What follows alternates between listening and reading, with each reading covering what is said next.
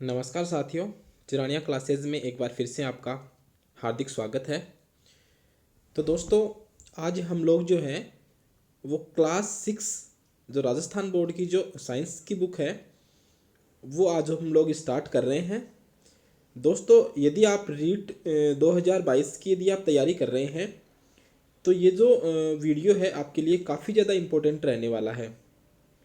क्योंकि दोस्तों, आपने देखा होगा कि अपने जो रीट 2021 में भी आपने देखा होगा कि जो राजस्थान बोर्ड की जो बुक्स हैं इनमें लगभग सारे क्वेश्चंस हैं वो कवर हो गए थे। और मैंने भी दोस्तों साइंस के लिए जो 2021 की ये बुक पढ़ी थी और मेरे खुद के साइंस में 29 नंबर आए थे। तो आज हम लोग जो हैं वो ये साइंस का जो पोर्शन है वो क्लास 6 से हम लोग स्टार्ट कर रहे हैं और क्लास 10th तक की बुक्स जो हैं वो हम इन वीडियो सीरीज़ के माध्यम से कंप्लीट करेंगे। तो देखिए, क्लास 6 में अपने ये वाले चैप्टर्स हैं। जैसे फर्स्ट चैप्टर अपना भोजन है, जिसमें पादपों में पोषण और भोजन के स्रोत, ये वाला चैप्टर है। सेकंड पदार्थ और वस्तुएं, इसमें ये 3 चैप्टर हैं। इस हिसाब से ये वाला पूरा इंडेक्स है। तो आज हम लोग जिस चैप्टर की बात करेंगे वो सेकंड चैप्टर जो है पादपों में पोषण, वो आज हम लोग जो है वो स्टार्ट करेंगे। जो अपना ये वाला जो चैप्टर है पादपों में पोषण, वो जो चैप्टर है वो आज हम लोग जो है वो स्टार्ट करेंगे। जो सेकंड चैप्टर है पादपों में पोषण। तो आइए स्टार्ट करते हैं। क्योंकि इसमें जो फर्स्ट चैप्टर है उसमें कोई इतना ज़्यादा इम्पोर्टेंट है नहीं। तो जिन जिन चैप्टर्स में और जो जो चीज़ें इम्पोर्टेंट है केवल वही चीज़ें मैं आपको करवाऊँगा। पूरा चैप्टर मैं आपको नहीं पढ़ाने वाला हूँ। तो देखिए, पादपों में पोषण, जिसमें ये वाले कुछ टॉपिक्स हैं। पादपों में पोषण, पोषक तत्व, पोषण के आधार पर पादपों का वर्गीकरण, जिसमें स्वपोषी पादप, परजीवी पादप, कीटभक्षी, मृतजीवी और सहजीवी, ये वाले अपने को इस चैप्टर में पढ़ने हैं। तो देखिए, सबसे पहले हम लोग बात करें पादपों में पोषण। तो सबसे पहले हम जानेंगे पोषण क्या होता है। तो देखना, सजीवों द्वारा अपने स्वास्थ्य एवं शरीर की वृद्धि एवं विकास के लिए भोजन के रूप में आवश्यक तत्वों को ग्रहण करने की प्रक्रिया क्या कहलाती है? पोषण कहलाती है। यानी हम अपने शरीर की वृद्धि और विकास के लिए जो भोजन के रूप में जो जिन पोषक तत्वों को हम लेते हैं उनको क्या कहते हैं? पोषण कहते हैं। अब हम लोग यहाँ पादपों के लिए देख रहे हैं स्पेशली। तो देखना, यहाँ जो पादपों के लिए जो पोषक तत्व हैं वो सामान्यतः कितने प्रकार के होते हैं? 2 प्रकार से इनको विभाजित किया गया है। एक वृहत मात्रिक पोषक तत्व है, मैक्रो न्यूट्रिएंट्स, और दूसरा है सूक्ष्म मात्रिक पोषक तत्व है, माइक्रो न्यूट्रिएंट्स। तो इसमें जो मैक्रो हैं और मैक्रो और माइक्रो जो न्यूट्रिएंट्स हैं, जो वृहत मात्रिक पोषक तत्व और सूक्ष्म मात्रिक पोषक तत्व है, इसमें अपनी जो प्रीवियस रीट हुई थी इससे पहले 2018 में हुई थी, वहाँ इसमें से क्वेश्चन जो है पूछा गया था अपने को। तो देखना, वृत्त मात्रिक पोषक तत्व क्या होते हैं? वृत्त मात्रिक पोषक तत्व वे तत्व हैं जिनकी पौधों को अधिक मात्रा में आवश्यकता होती है। पौधों के उत्तकों में इनकी मात्रा 0.2% से 4% तक पाई जाती है। तो ये डाटा आपको याद रखना है, यानी जिनकी ज़्यादा मात्रा होती है। और एग्जाम्पल में देखिए, जैसे एग्जाम्पल में इसमें है कार्बन, हाइड्रोजन, ऑक्सीजन, नाइट्रोजन और पोटेशियम, कैल्शियम, मैग्नीशियम, गंधक आदि। तो ये वाले जो हैं इनको क्या बोलेंगे हम? जो है वृत्त मात्रिक पोषक तत्व कहेंगे। अब जो वृत्त मात्रिक हैं ये भी 2 प्रकार के होते हैं, जिसमें एक तो प्राथमिक पोषक तत्व है और एक द्वितीयक पोषक तत्व है। तो जैसे नाइट्रोजन, फास्फोरस और पोटेशियम जो है इनको बोलेंगे प्राथमिक पोषक तत्व है। और फिर द्वितीयक पोषक तत्व में कैल्शियम, मैग्नीशियम एवं गंधक, जो अपना सल्फर होता है गंधक, वो द्वितीयक पोषक तत्व है। ठीक है। उसके बाद में देखना, सूक्ष्म मात्रिक पोषक तत्व है। यानी सूक्ष्म मात्रिक की नाम से स्पष्ट है कि इसका मतलब इनकी मात्रा क्या होगी? कम होगी। यानी इनकी मात्रा जो कितनी होगी? 0.02% से भी क्या होगी? कम होगी। तो वो कौन से होंगे? सूक्ष्म मात्रिक पोषक तत्व है। और इनके एग्जाम्पल कौन कौन से हैं? देखिए, इसके एग्जाम्पल जिंक, तांबा, मैग्नीज, लोहा, बोरोन, मोलिब्डेनम, क्लोरीन, निकल, ये वाले जो हैं वो कौन से हैं, सूक्ष्म मात्रिक पोषक तत्व की श्रेणी में आते हैं। तो इसमें आपको ये एग्जाम्पल जो है वो याद रखने हैं, क्योंकि एक बार एक जो एग्जाम्पल है वो मैग्नीशियम मैग्नीज, ऐसा ही एग्जाम्पल आपके जो है वो पूछा गया था। अब देखना नेक्स्ट इसमें है पोषक के आधार पर पादपों का वर्गीकरण। तो पोषण के आधार पर जो पादपों के जो है वो निम्न जो वर्गीकरण है वो निम्न प्रकार से हैं: स्वपोषी, परजीवी, कीटभक्षी, मृतजीवी और सहजीवी। ये 5 प्रकार के क्या हैं कि पोषण के आधार पर जो हो पौधों की टाइप्स जो है वो बताई गई है। अब देखना इसमें हम एक एक करके पढ़ेंगे। स्वपोषी यानी स्वपोषी का मतलब क्या होता है कि जो पादप जो है वो खुद यानी स्वयं जो पोषित हो, यानी वे पादप जो सूर्य के प्रकाश से अपना भोजन क्या है स्वयं बनाते हो, वो कौन से पादप होंगे, स्वपोषी पादप होंगे। और पोषण की इस विधि को स्वपोषण कहते हैं। ठीक है, इसमें एक जो है आपको ये याद रखना है कि पादपों में भोजन निर्माण का कार्य पत्तियों में होता है। पत्तियों की सतह पर अनेक सूक्ष्म रंध्र पाए जाते हैं। इन छिद्र जो होते हैं, सूक्ष्म छिद्र जो होते हैं, इन छिद्रों क्या कहते हैं, रंध्र कहते हैं, स्टोमेटा कहते हैं इनको। ये इनको क्या कहते हैं, रंध्र कहते हैं, स्टोमेटा कहते हैं।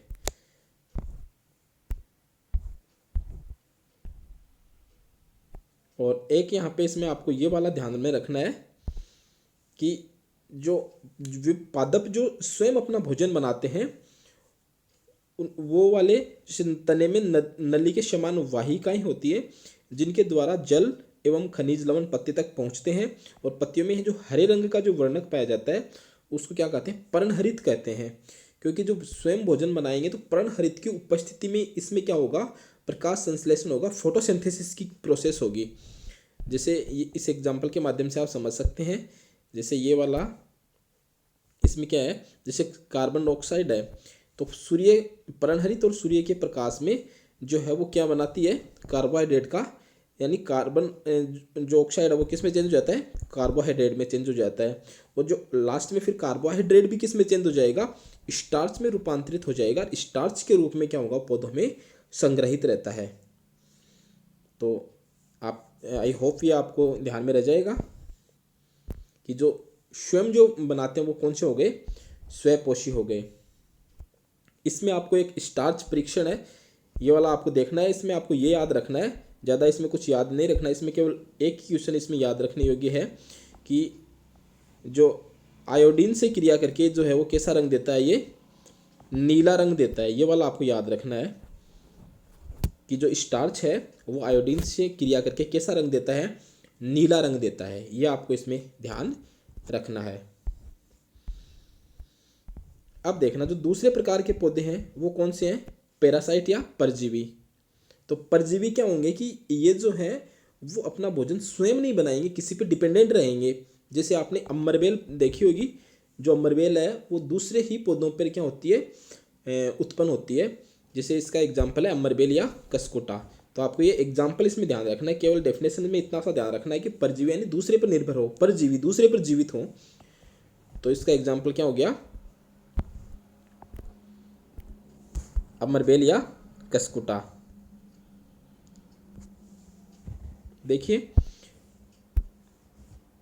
अमरबेल जैसे पादप जो अन्य वृक्ष अथवा पादपों से अपना भोजन प्राप्त करते हैं परजीवी कहलाते हैं, तथा यह है वह वृक्ष अथवा पादप जिससे परजीवी अपना भोजन प्राप्त करते हैं क्या कहलाते हैं, परपोषी कहलाते हैं। तो ये वाला इसमें आपको ध्यान रखना है। अब देखना जो तीसरा जो है कीटभक्षी पादप, ये काफी इंपॉर्टेंट है। ऐसे पादप जो जीवित रहने के लिए कीटों को पकड़ते हैं और उन्हें पचा लेते हैं कीटभक्षी पादप कहलाते हैं। जैसे ड्रोसेरा, डायोनिया, यूट्रिकुलेरिया, घटपर्णी पादप आदि।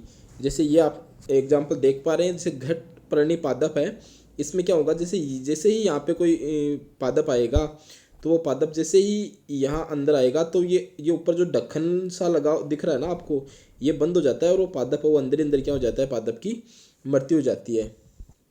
और ये पादप है वो ये पादप जो पचा लेता है। तो इसमें आपको क्या याद रखना है, इसमें आपको केवल ये जो एग्जाम्पल जो हैं वो एग्जाम्पल आपको ध्यान में रखने हैं। जैसे ये वाले जो एग्जाम्पल हैं ये एग्जाम्पल आपको ध्यान में रखने हैं। एक तो कौन से, जैसे ड्रोसेरा, डायोनिया, यूट्रिकुलेरिया, घटपर्णी पादप, क्योंकि इसमें ऐसे पूछा जाएगा आपसे कि निम्नलिखित में से कौन सा पादप कीटभक्षी पादप का उदाहरण नहीं है। तीन तो इसमें से दे देंगे, एक जैसे अब आपने देखा होगा पैरासाइट, जैसे परजीवी, जैसे कस्कुटा दे दिया, अमरबेल दे दिया, तो वो वाले एग्जाम्पल इसमें दे देंगे। अब देखना इसमें नेक्स्ट,